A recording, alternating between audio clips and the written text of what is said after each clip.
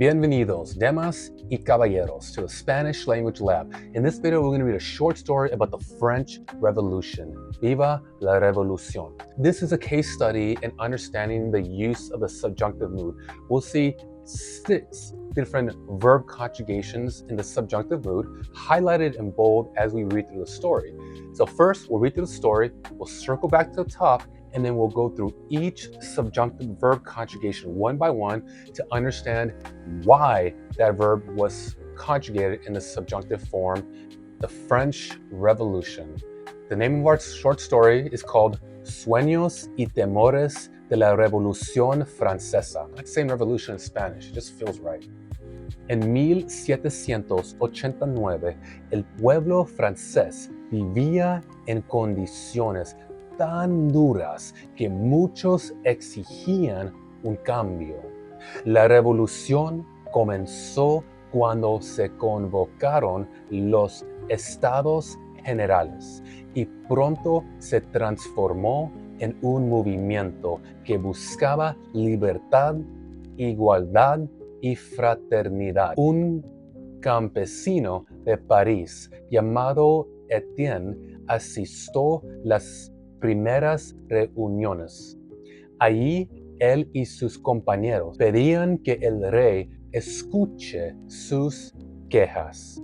Querían que la voz del pueblo tuviera fuerza. En las calles, las mujeres marchaban hacia Versalles para que la reina María Antonieta reconozca la miseria del pueblo. Los rumores decían que la reina había dicho que coman pasteles, aunque los historiadores dudan de que lo hubiera dicho realmente. Los revolucionarios levantaban la esperanza de que se logre una constitución justa. Algunos exigían que no haya más privilegios para la nobleza, mientras que otros temían que Francia caiga en el caos si se destruía por completo la monarquía.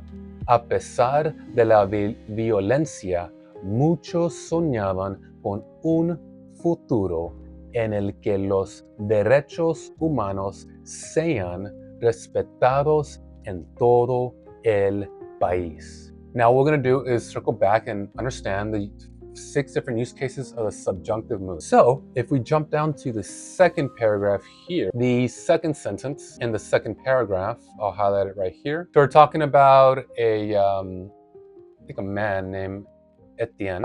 It says here, allí él y sus compañeros pedían que el rey escuche sus quejas. So when I want to understand the use case of the subjunctive mood, first I look at the syntactical structure and then I look at the greater context.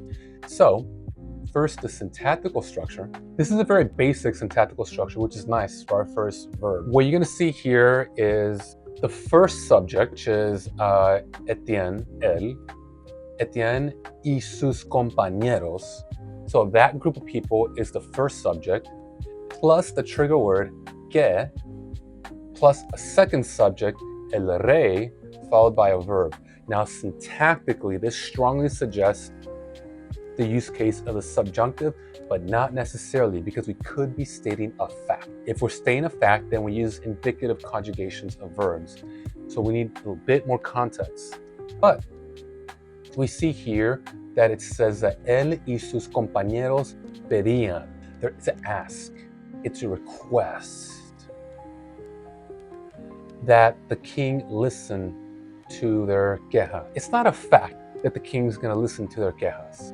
It is a request, it is a desire, it is a hope that the king actually listens up. It's not a certain thing. And that is why we have all the information we need to understand why the subjunctive verb was used here opposed to indicative form of the verb. So the indefinite form of the word is escuchar, to listen or to hear. Escuchar, oír, can't hear you. I think escuchar is to listen. One second, let me look that up actually. All right, yeah, so oír is to hear, it's passive. Escuchar is to listen, active. All right. Right, so indefinite form of the verb is escuchar. We see that the el rey is being referred to in the third person singular. So if this was the indicative, we would say el rey escucha. The rey is listening, but this is a subjunctive. We'd like the rey to listen. So the conjugation is escucha. El rey escuche sus quejas. Listo, done. Let's move on. Okay, so now we have the second use case of the subjunctive in the third paragraph, first sentence. So let's read that sentence again. So here we have a trigger phrase, para qué, for the purpose of. This implies purpose, para qué. Para qué? Why? What is your purpose at the store? Yo voy a tomar este cafecito. ¿Para qué? Es las 8 de la noche. ¿Por qué vas a tomar café? What's the purpose? Remember that. So we have the first subject, which is las mujeres. The women as a group is a singular. That's a third person singular, las mujeres. Actually, no, I might be wrong about that. That might be third person plural. I'm wrong. It's anyways.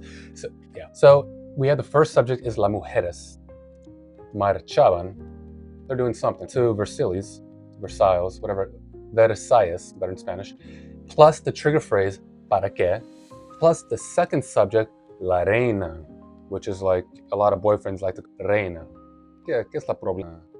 La reina María Antonieta. Second subject, followed by a verb. We have enough information syntactically to justify the use case of a subjunctive here, right? First subject plus para qué plus the second subject, la reina. Now we don't see the usual context being ascribed to the first subject, which is the first subject hopes or desires or expresses an emotion or expresses uncertainty. We're not seeing this here. This is a fact. The women are marching to Versailles. It's happening. It's a fact. Look at them go. So we don't have that bit of information. But this key phrase, para qué, tells you everything you need to know. So check out my notes here. For the second subjunctive, reconozca. Para que la reina María Antonieta reconozca la miseria. Para qué? Purpose clause. That's what we've been saying. That's the trigger. Para qué always requires subjunctive because it introduces a goal or intended outcome, not reality. It's a hypothetical. The woman marched with a purpose that the queen might recognize their suffering. It is not certain that she did. In fact, the let them eat cake implies as she couldn't care less. Indicative would incorrectly state that fact. Nailed it. Cool. The third subjunctive would be hubiera. So let's read this whole sentence here. Los rumores decían que la reina había dicho que coman pasteles, aunque los historiadores dudan de que lo hubiera dicho realmente. All right, so the subjunctive here is in the last phrase of the sentence. Aunque los historiadores dudan. So the first subject are the historians who doubt uncertainty. That's a subjunctive trigger. So the first subject doubts. The trigger phrase is de que. The second subject is an indirect reference to the queen, because it's the queen who said, let them, lo hubiera dicho realmente. So syntactically, it hints at the subjunctive. Now, and also the doubt there is another contextual clue. So we have enough information here to justify the use of the subjunctive. Now, this one's interesting because the verb conjugation here of haber is hubiera dicho. What's happening here is you have the imperfect subjunctive conjugation of haber, that's hubiera, but then also recognize that dicho is past tense. Hubiera dicho is the subjunctive version of the pluscuamperfecto of the indicative. That's where you're talking about the past tense, but even in the context of the past tense, you're talking about a past event that occurred before that past tense. So that's like saying, ayer Ayer fui a un café y tomaba un latte. Nunca antes había probado un latte. So yesterday I was at the cafe, but then before that, I had never tried a latte, right? So that's the pluscuamperfecto in the indicative form. This is the analogous version of the subjunctive. So in the pluscuamperfecto, you might have, the verb conjugation is like, nunca he dicho, nunca has dicho, nunca ha dicho. That's indicative. Subjunctive is nunca hubiera dicho la reina realmente que coman pasteles. So that's what's happening here. That's what's happening here. All right, I don't want to belabor the point, so let's keep going. In the penultimate paragraph, we see another verb conjugate. We have like 4 left. Los revolucionarios levantaban la esperanza de que se logre una constitución justa. All right, easy use case. This is a present tense, right? Logre, or is it past tense? God damn it. Let me look this up. Okay, yeah, it's the present tense. I should know this. If it was past tense, it would be the imperfect subjunctive, likely, and it would be lograba. What did chat say? It would be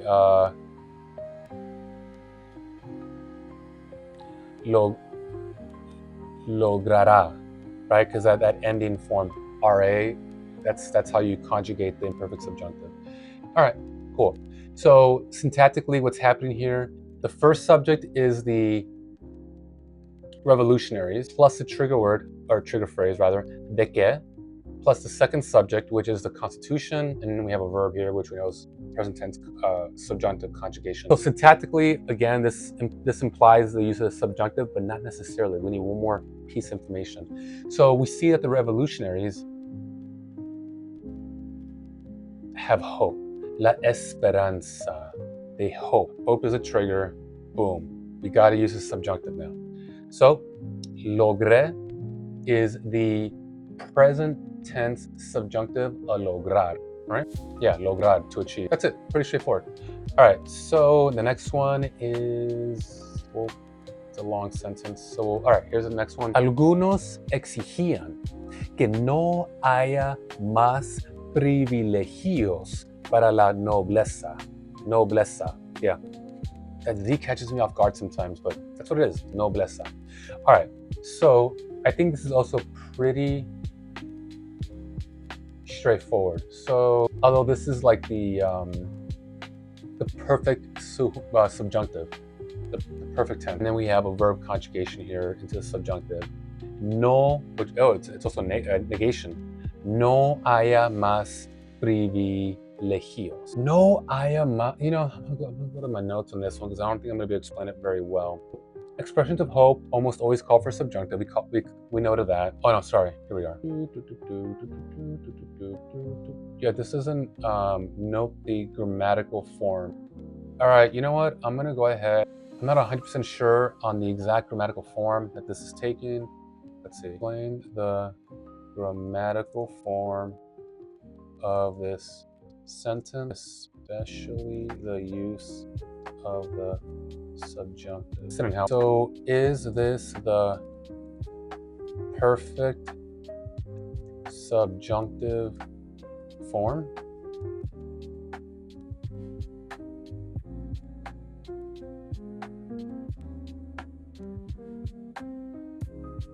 That's it? It's just present tense? Present perfect subjunctive, haya, past participle. Isn't that what we see? No, I guess we didn't see that. Okay, oops, I'm projecting. Yeah, haya llegado, haya comido, haya estado. Yeah, that's what I was thinking, but it's not there. It's just simple present tense. Que haya más. A ver. Okay, third person singular. All right, I overcomplicated that one, and I didn't need to. But now we know, it's third person singular. Let's move on. All right, so the last use case of the subjunctive is right here. Mientras que otros temían que Francia caiga. That kind of sounds like take a shit in Spanish, but it's not. It means to fall. Caiga en el caos si se destruía por completo la monarquía. Okay, so think we can otros. Mientras que otros temían. Meanwhile, the first subject fear. Plus the trigger word que. Second subject, France, fall. Done. That's it. I'm not going to overcomplicate this one. That's it. Syntactically and in the fear context, we know we need to use a subjunctive. And why do I keep doing? Okay. All right, great. Let's go up. I don't know why I scrolled that one. I'm having technical difficulties right now, ladies and gentlemen. All right, so guys, that's present tense subjunctive meaning to fall. This might be an irregular verb, by the way. Let's look that one up. So the form we have here is caiga, which is subjunctive present tense, first person or third person. It's irregular because we have a stem change, right? So it goes from I to a, and then the ig. Yeah, okay. Well, that's it. I don't want to make this video. Oh, we have more. Let's go. Let's do it. All right. A pesar de la violencia, muchos soñaba con un futuro en el que los derechos humanos sean respetados en todo el país. My accent's getting a lot better, by the way. I mean, that right there is worth the price of admission, I think. We have violence. Many people dreamed of a future in which the human rights are respected in all the country. So, first subject is like the group, muchos. All these people over here. Sonaban. They dream, they wish, they hoped for a brighter future. Subjunctive. Trigger phrase, en el que, plus a third subject, human rights are respected. So the indicative would be like los derechos humanos está respetados. Present tense would be they are. No, son. It's plural. Is that right? En que los derechos humanos son respetados. Sean is present tense.